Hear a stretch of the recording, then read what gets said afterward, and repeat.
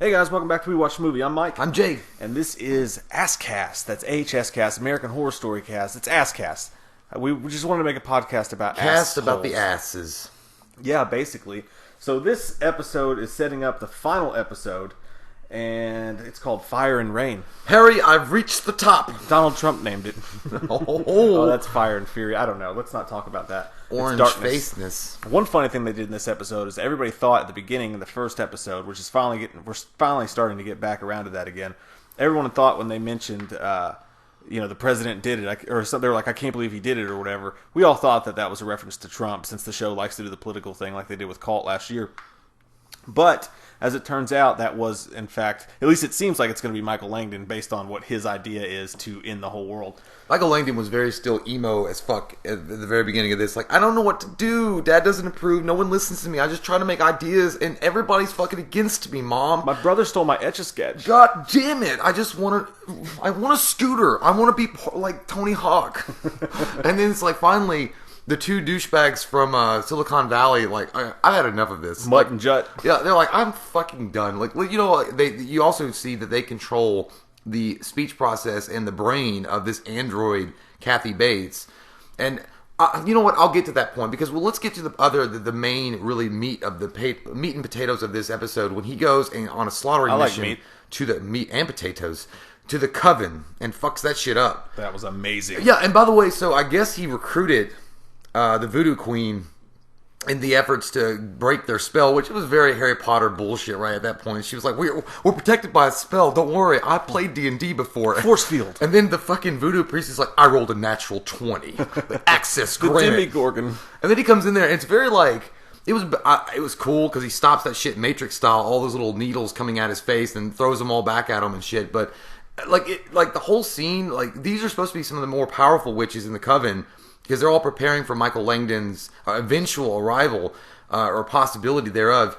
And he just whips that ass like it was fucking Hulk Hogan versus the Saturday Night match or something. Like, it was like one of those nobodies, like Repo Man versus Hulk Hogan. It felt very anticlimactic. And then he was like even after he fucks everything up, he's like, it's not what I wanted. I wanted to watch that one main bitch die, and she's not even here. I can't believe KFC's at a Nashville hot chicken again. It's ridiculous. It's a travesty. That was a cool scene, though, but it is weird because, like, she goes in there and Kathy Bates pulls her arm off, and she's got, like, shotguns and shit. It was kind of cool, though. It was an arm matey. I was built for this. But then, like... Does she have a corkscrew? Where's the corkscrew? But it felt like, I mean, I didn't realize that you could just shoot witches and they'd be dead. Well, yeah, I mean, they're still fucking human. I know, but it seemed like they could have done something, you know? Like, I understand Michael Langdon because he's the Antichrist, but she's a fucking robot. She's RoboCop. Hey, man. You know what? I've seen Data on the Star Trek Next Generation get fucking pissed. Vulcan pinch. He's an android. Yeah, so, but I mean, what I'm saying is, I liked it. It was cool. Michael Langdon was showing his badassery, he was enforcing the notion that, like, I can get to you no matter what. Like, I'm the fucking Antichrist. I don't know exactly what you're trying to do, but pop the tit out of your mouth. It's time to grow up. But it still felt very, like, again, I mean, I guess maybe the budget wasn't there. They're saving it up for the last episode. I was kind of expecting more of a, like, goddamn, an X2 fight in the mansion or something. like them all, like, attacking him. Because, again, these are supposed to be some of the more powerful witches in the coven as they were preparing the younger generation to take on him. But whatever. It was still a small little minute thing I would bitch about. But still, again, stellar performances all around. And the fact that even Kathy Bates is an android and still pulling off I mean, she doesn't talk like I am a, Andy robot. Like, she's still, like, it's just, I don't know. The fucking show is perfectly cast. It's perfectly acted. And Michael Langdon is, I gotta say, dude, I like him better than Evan Peters. Ooh. In this, I mean, in this particular season, yeah. I do love Mutt and Jut. I know that's not their exact names, but I like that the episode opens with them, and he's like, everybody's had that day. He's sitting there and he's drinking his Starbucks, and Billy Eichner walks in. He's like, you know what? I just want to fucking die. He was like, I was at a turn signal today, and the guy didn't know to fucking turn left. And he was like, well, you know what? You made it through. You pushed through the other side. It's all going to be all right. It's all good, brother. But that whole dialogue between them was fucking hilarious, and I love it. It's like when you're sitting in your car and you're just trying to, like, you're just pissed off for whatever reason, and you're trying to find something good on the radio station, but they always play that same bullshit. You're like, what the fuck is this? The whole universe against me, dude. I swear to God. Every time I turn on Z-Rock 103, they're playing that fucking Ozzy Osbourne song. It's fucked up, yeah. No, but that was a great scene. I liked it a whole lot. And then what's her name? Perseverance. Winnebago. Declaration. Miss Venable. Independence. Miss Venable's. Miss Winnebago. Miss Winnebago's vegetables. Fully loaded. Hot topic. She comes in and she's like, I want to do something more important. And they're like, no. You came in here, no. You didn't quit. You're fired. Yeah. And so then she starts packing her shit, and they're like, actually, we have a way better idea for you. And then you get the idea of how she became the lady at the outpost that she becomes later in the episode. And it's all finally starting to get back around, which I kind of forgot about the whole outpost collective thing. Yeah. The collective thing was badass. Oh, no, the cooperative. The cooperative, that was sick as fuck. Because Evan Peters and Billy Eichner are talking about how they're like sick of this shit. They just want the world to end, and they're kind of worried that the Antichrist is a pussy. Well, because he kind of is at this point. That's what Michael Langdon. He's just a squalling child wanting a mama tit in his mouth to tell him what to do. And that's where, and I was getting back to what I said originally. You do find out that Mutt and Jutt, like you said, they have control of Kathy Bates, so they tell her what to say, and she's basically telling him after. He's done. After he's killed all the witches or whatever, he's like, you've got to jumpstart this shit. You got to get this thing going. And this part was funny to fuck to me because he's like, maybe I'll become a president. And then like afterwards though, like I'll become an ambassador first, and then I'll rise up to be a trusted leader in America, and then become president. And they're like, "Are you describing The Omen 3?" So Michael Langdon watched The Omen like to get ideas. He was like, "Well, I'd like to know where you get some better ideas." Yeah. And so what basically what they do is they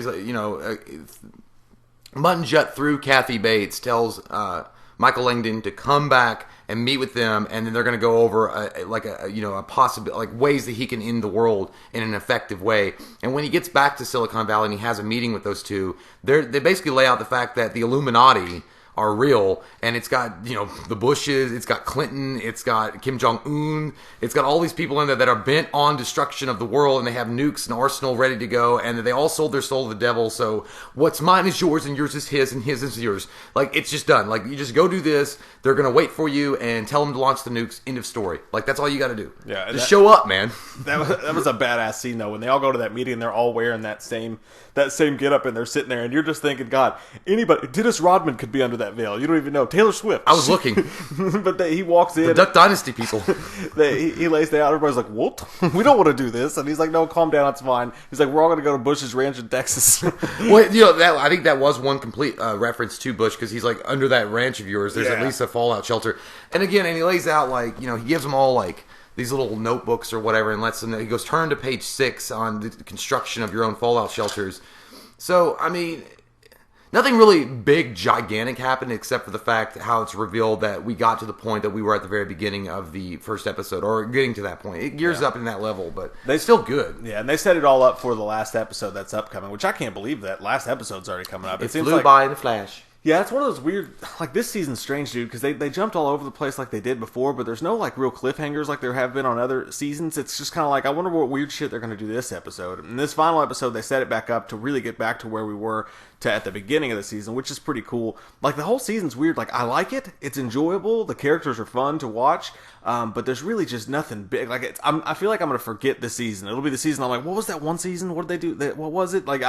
It's not the most memorable thing. It's not scary at all. The coolest thing about it is all the satanic devil shit that they do, and Michael Langdon's whole thing, and the Return to Murder House is cool too. I've never been that into the Coven, so that stuff never really got my gears a going.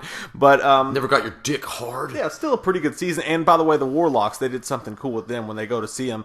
They're literally ripped into pieces and turned into a fucking pentagram. I mean, I can't believe that the artistic ability of Michael Langdon was on full display. I mean, the fact that you turn those motherfuckers into a pentagram and perfectly, you're getting a platinum star for sure. My dude had that Michael Myers arts and crafts shit going on with his death scenes. But they were, again, Aaron Rodgers, and Mike thinks he looks like Tom Brady or something. The one main Warlock guy that survived and came back to life or whatever. That guy, again, useless character because he really didn't do anything the entire season. Nothing except for look handsome. He does. He's just handsome. I would buy a Brute from him in heartbeat.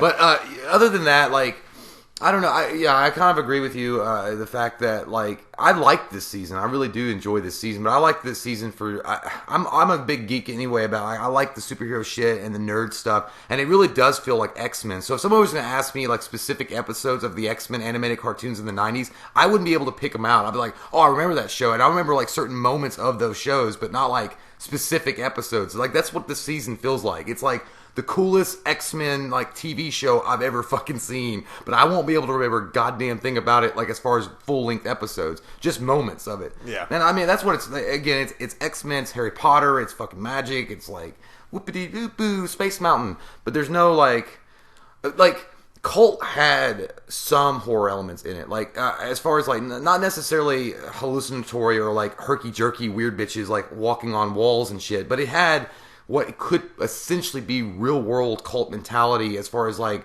a charismatic leader taking over and getting people to do what he wanted them to do, kind of like a Charlie Manson kind of thing. In this one, though, it's a lot more fantastical. I'm not saying that the end of the world couldn't happen in this particular way, but everybody's still, I think, at least sane enough to be like, hey, if I press this fucking button, this red one here, this big fat red one that says nuclear launch and kill everything, I don't think I'm going to be buying real estate later on. I think that's a bad idea.